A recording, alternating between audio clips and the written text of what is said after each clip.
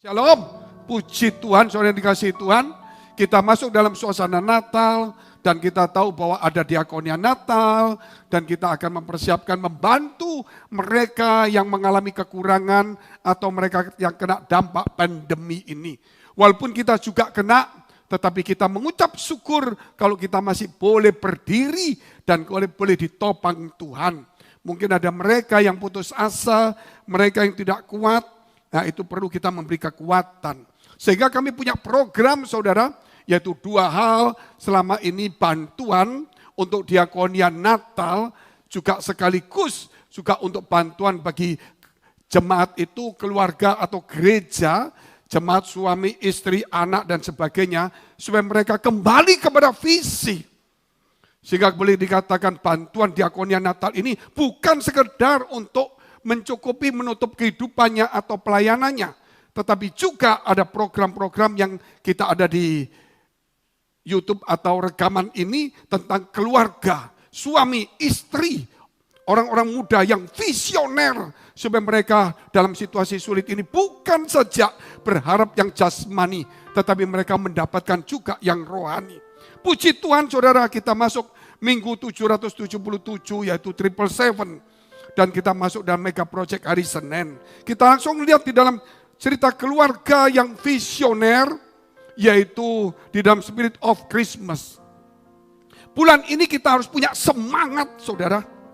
Semangat yang berkobar-kobar. Tetapi ingat, setiap minggu kita, setiap ibadah ada pengarahan-pengarahannya. Supaya semangat itu jangan sampai saudara melebar dan tidak tahu kemana. Oleh karena itu, kemarin kita bicara tentang istri yang visioner. Hari ini kita bicara tentang suami yang visioner. Nanti sore kita mau bicara tentang, hari ini kita bicara keluarga yang visioner. Nanti sore kita bicara tentang suami yang visioner. Minggu depan kita bicara orang-orang muda yang visioner. Supaya mereka di dalam kesulitan seperti Ishak yang mengalami kelaparan. Tapi mereka tidak kehilangan harapan dan masa depannya. Justru mereka mendapatkan visi dari Tuhan.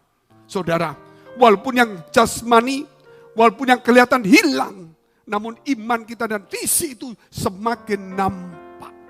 Karena itulah saudara, kita foto saudara dan teman-teman semuanya. Supaya kita bertumbuh dengan gereja yang lain juga. Kita langsung lihat dalam kitab Matius pasal 2, ayat yang ke-13. Setelah orang-orang Majus itu berangkat, nampaklah malaikat Tuhan kepada Yusuf dalam mimpi dan berkata, bangunlah, ambil anak itu serta ibunya, larilah ke Mesir dan tinggallah di sana sampai aku berfirman kepadamu. Karena Herodes akan mencari anak itu untuk membunuh dia. Dari sini kita melihat keluarga yang dipakai Tuhan. Poin yang pertama, yaitu kalau kita melihat bagaimana Maria yang secara ajaib, malaikat Gabriel datang kepada dia dan berkata, kamu akan mengandung dari Roh Kudus. Dan anak itu akan disebut Yesus. Namanya Yesus, anak yang kudus, anak Allah yang maha tinggi. Dan di situ akhirnya Maria berkata, jadilah karena aku ini hamba. Walaupun tantangannya, kesulitannya begitu besar. Dan ternyata benar juga, Yusuf hendak menceraikannya. Tetapi kemudian Yusuf juga mendapatkan visi. Jangan kamu ceraikan Maria, karena anak yang dikandung dari Roh Kudus dan namanya Yesus. Suami ini juga kemudian dapat visi, saudara, mengikuti. Dan kemudian lahirlah Yesus dalam sebuah keluarga. Dan kalau kita bicara keluarga yang dipakai Tuhan, tidak ada satupun di dunia ini orang yang tidak dipakai Tuhan kalau dia mau memberikan hidupnya kepada Tuhan. Sejelek-jeleknya kalau kita lihat saudara, sapu di rumah. Kalau memang cuma satu, pasti dipakai walaupun mungkin rusak, gagangnya mungkin putus. Mungkin hidup kita seperti itu. Tetapi Tuhan ingin pakai kita walaupun mungkin ada hal-hal yang kurang. Jadi saudara jangan berkecil hati kalau ada sesuatu yang kurang dalam diri kita. Oleh karena itu kalau kita mau merenungkan firman Allah yang luar biasa ini, saudara, ingat, dimulai keluarga dahulu. keluarga sehingga Yesus ketika lahir disebut anak Allah. Kenapa disebut anak Allah? Banyak orang berkata, kalau anak bapaknya ibunya mana? Dia tidak mengerti bahwa Tuhan itu ingin bicara tentang keluarga. Sehingga ketika Yesus datang disebut anak. Supaya kita ingat bahwa keluarga. Sehingga kalau kita melihat di dalam kitab Kejadian, pasal 1 ayat 27 dan 28. Maka Allah menciptakan manusia itu menurut gambarnya.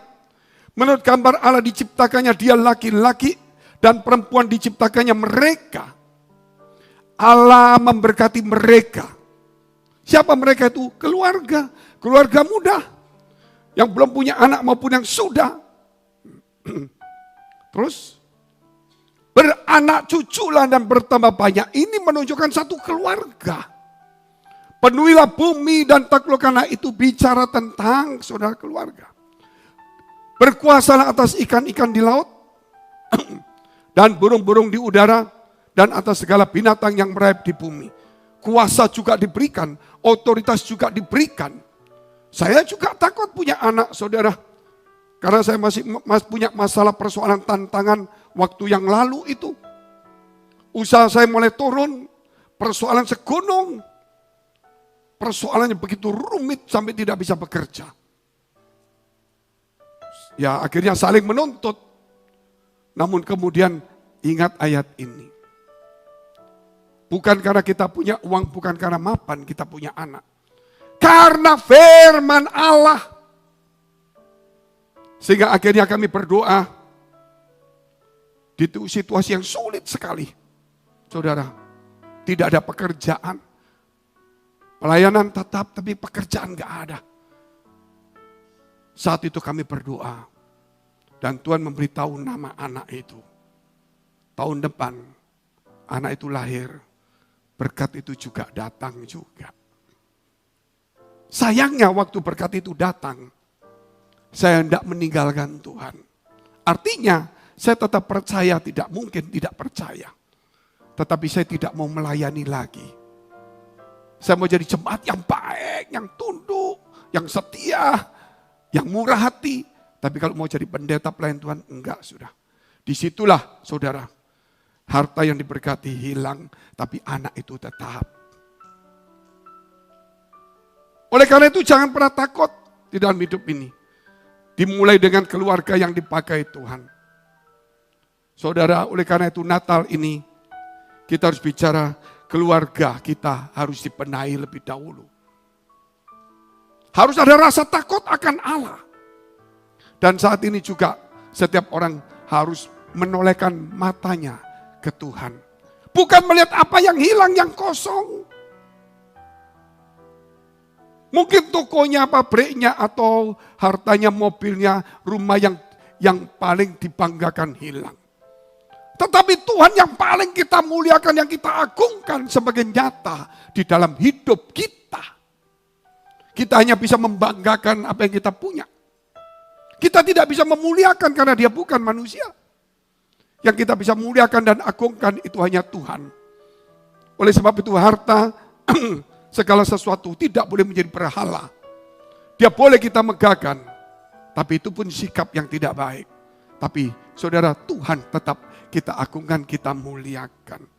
Kita lihat poin yang kedua, keluarga yang visioner. Keluarga yang dipakai Tuhan itu keluarga yang bagaimana? Yang visioner. Maria visioner, Yusuf visioner. Dua-dua ini sebenarnya tidak mungkin menerima hal itu. Namun karena firman Allah, dia menerimanya. Secara akal, secara kehidupan, secara pikiran, secara matematika, secara kehidupan. Mungkin kita tidak bisa menerima itu. Tetapi karena firman dan visi itu, kita melakukannya. Walaupun tidak ada dasar. Tetapi Abraham pun juga sudah bertindak.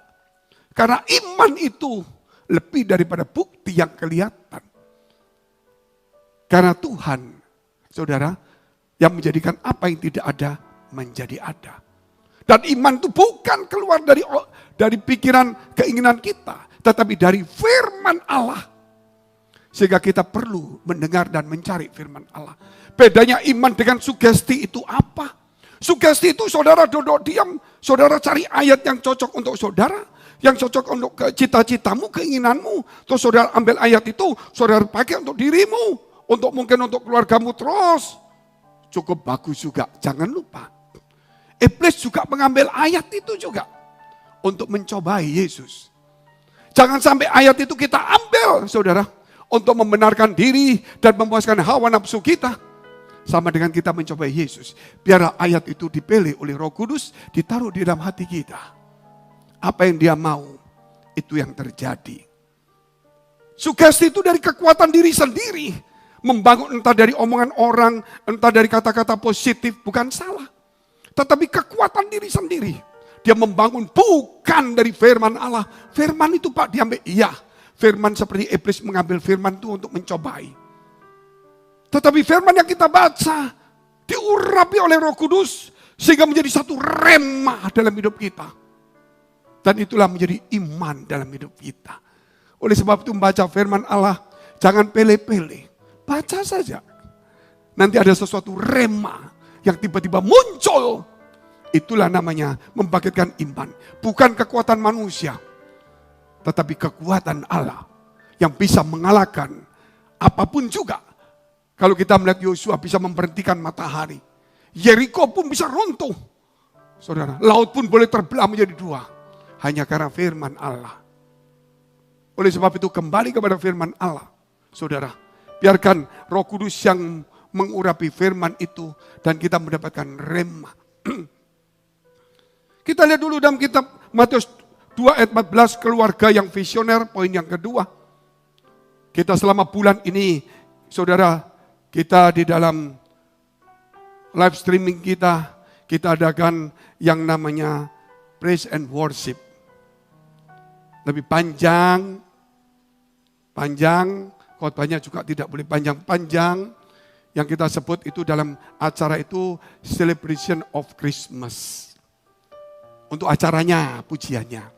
Tapi untuk khotbahnya, saudara, miracle of Christmas. Dibagi-bagi setiap ibadah itu poin-poinnya supaya tertata rapi. Supaya kita menerima keajaiban itu sesuai dengan apa yang Tuhan beri rema-remanya. Selama ya kurang lebih 12 sampai 14 khotbah dengan dari suami, dari istri, dari keluarga, orang muda, dan apalagi nanti saudara akan ikuti. Matius pasal 2 ayat 14, maka Yusuf pun bangunlah, diambilnya anak itu serta ibunya malam itu juga lalu menyingkir ke Mesir. Yaitu kalau kita melihat bagaimana Yusuf bermimpi dan Tuhan berkata kepada dia, bawa anak ini. Tidak ada dasar untuk pergi, tidak ada keinginan untuk pergi. Tidak ada terbesit sekalipun untuk pergi. Dia percaya kalau Tuhan bisa tolong dia untuk melepaskan dari tangan Herodes. Dia terlalu yakin dengan Allahnya sampai dia tetap mengambil Maria itu. Namun ketika Allah berkata pergi, Herodes akan membunuh. Dia bukan berkata Allah kok tidak mampu ya. Tidak. Dia tidak pernah berpikir bahwa kenapa Allah nyuruh sini atau situ. Yang penting bagi dia mentaati setiap firman Allah. Hanya urusan Allah saja. Supaya dia tetap atau menyingkir. Kalau tetap Tuhan akan musnahkan musuhnya. Kalau menyingkir berarti Tuhan punya rencana yang indah. Saudara yang dikasihi Tuhan. Jangan pernah berpikir, oh aku yakin mantap ada Tuhan kok. Itu kan pikiran kita semua. Tetapi jalan Tuhan itu jalan yang ajaib. Miracle of Christmas. Keajaiban itu tidak menurut pola kita. Oh Tuhan lagi kuat, ekonomi lagi bagus, kita pasti diberkati. Itu biasa. Tetapi justru situasi yang menurut kita biasa, aman, mungkin bahaya, bisa terbalik. Karena Tuhan yang bisa bicara kita. Saudara, kadang-kadang saudara pernah berpikir, kenapa sampai ada kejadian seperti ini, saudara pernah berpikir begitu enggak? Semua yang sudah di skenario Allah itu, saudara, itu ada rencana Allah yang indah di dalamnya. Yang kita tidak pernah tahu. Tetapi saudara, suatu hari engkau akan mengerti rencana Allah itu. Kita langsung lihat di dalam kitab Kejadian 3 ayat 15.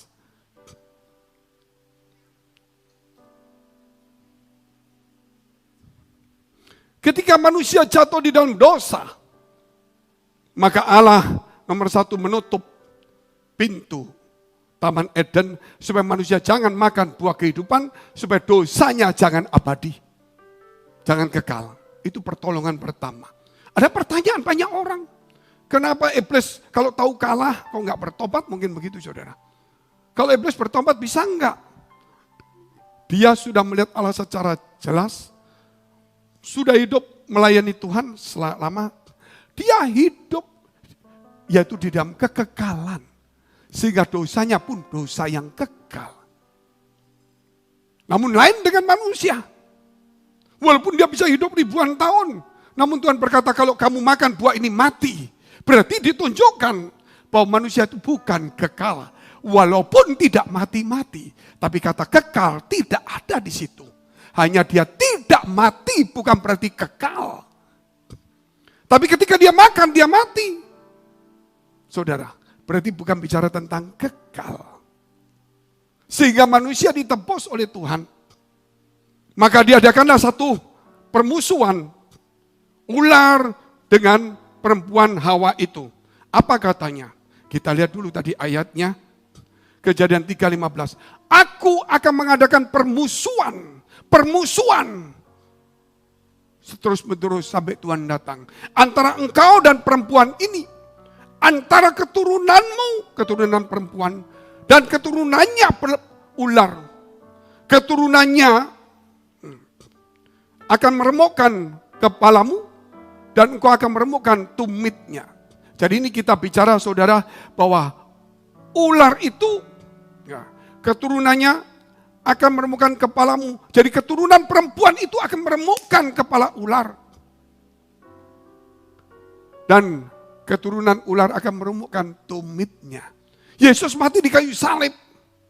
Tumit itu kena.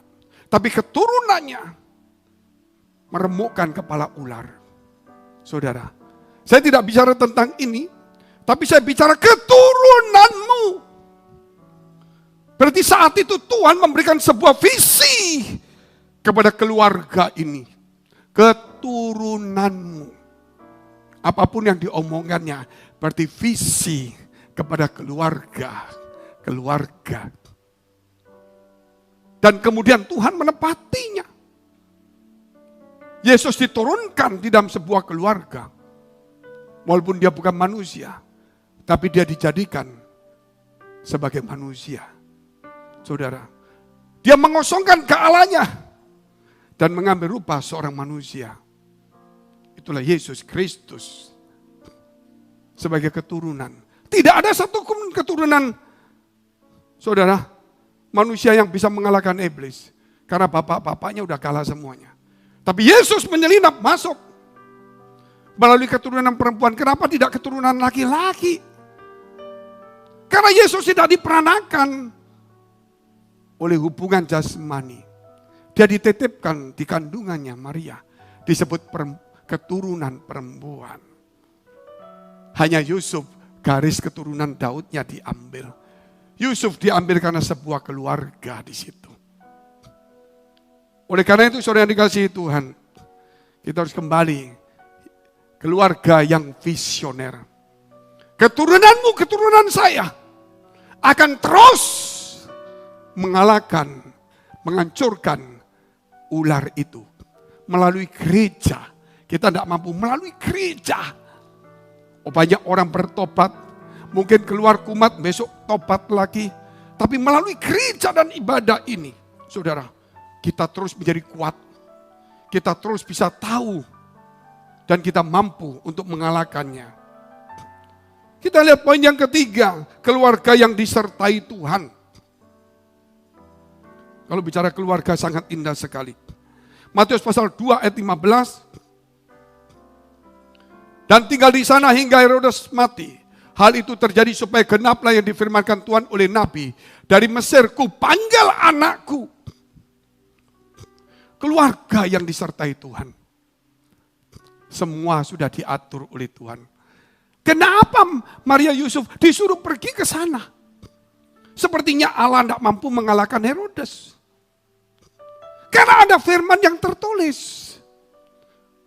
Dari Mesir akan kupanggil anakku. Kalau firman itu tertulisnya lain, saudara, pasti bicaranya lain.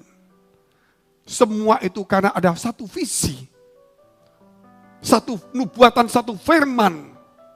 Yang ke depan dan Allah melaksanakan apa yang diomongkan. Demikian firman ini juga memberi kepada kita sesuatu yang ke depan. Hendaklah kita seorang yang visioner. Bukan hanya itu, saudara. Belajar untuk keluarga yang dipakai Tuhan. Kalau kita bicara keluarga yang dipakai Tuhan, kita menyelinap di dalam kitab Mazmur 127 ayat 1 sampai dengan 3. Dikatakan apa? Yaitu jikalau bukan Tuhan yang membangun rumah, maka sia-sialah usaha orang yang membangunnya. Saudara mau membangun sendiri kalau bukan Tuhan. Jikalau bukan Tuhan yang mengawal kota, sia-sialah pengawal berjaga-jaga. Disebut sebuah kota berarti ada orang banyak. Orang banyak itu berarti ada keluarga-keluarga di situ. Namanya keluarga pasti juga lebih dari satu orang. Namanya kota itu berarti lebih dari banyak satu keluarga. Oleh sebab itu izinkan hari ini Allah memakai hidup kita. Mungkin keluarga kita, saudara, satu bentuk keluarga. Apa yang dikerjakan suami istri dan anak-anak berkenan kepada Allah. Apa yang dikerjakan suami? Visioner. Apa yang dikerjakan istri? Visioner. Apa yang dikerjakan anak? Orang muda? Visioner. Keturunannya akan mengalahkan visioner. Dan kitalah dipakai Tuhan itu. Amin.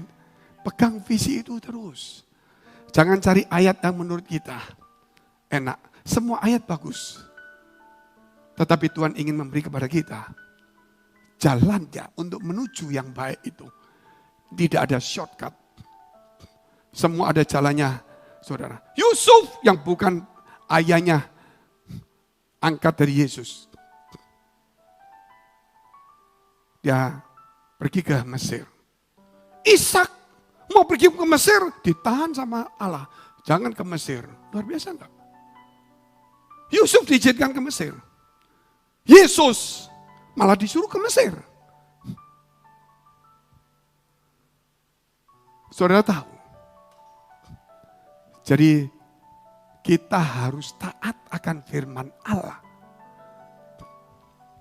Amin. Kita harus taat akan firman Allah. Pergi ke Mesir, ya pergi. Jangan ke Mesir, ya jangan pergi. Jangan saudara kocok ayat itu keluar. Pergi ke Mesir, pas saudara Ishak. Saudara lapar, tetap lapar akan habis. Tapi firman-Nya berkata, jangan ke Mesir, tapi ke Gerar. Saudara mendapatkan berkat yang luar biasa. Ketika Tuhan berkata, Yusuf, kamu akan berangkat ke Mesir. Dia tidak ke Mesir, dia akan habis. Tapi Yesus tetap akan muncul. Dia tidak pernah dikalahkan. Waktu dia lahir saja, bukan satu malaikat yang datang. Langit di Efrata itu dipenuhi malaikat, hanya satu orang yang lahir. Tapi saudara, sepasukan besar malaikat memenuhi langit. Sampai para gembala heran, terkejut dia semuanya.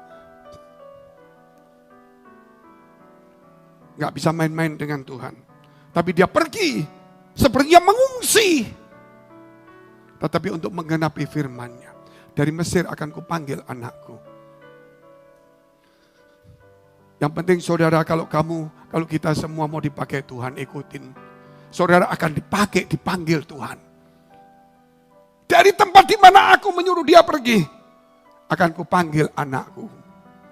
Katakan amin dulu. Tuhan akan berkata kepadamu, kepada saya, akan kupanggil anakku. Ketaatan itu memulai dulu. Jadi keluarga yang disertai Tuhan, gak main-main. Kita lihat ayat yang ketiga, Mazmur 127. Sesungguhnya anak lelaki adalah milik pusaka daripada Tuhan. Ini bicara keluarga. Dan buah kandungan adalah suatu upah. Bisa terus kalau ada. Seperti anak-anak panah di tangan pahlawan. Demikianlah anak-anak pada masa muda. Gak main-main keluarga itu. Keturunanmu. Itu bicara keluarga. Papa mama boleh sulit. Tapi anak akan jadi pemenang. Saudara, jangan saudara jadi pemenang, anakmu yang kalah. Bekerja untuk keluargamu. Bukan bekerja untuk dirimu sendiri. Kesenangan kita, ketika kita diberkati, lupa mendidik anak. Hanya dikirim uang saja. Poin yang keempat kita lihat.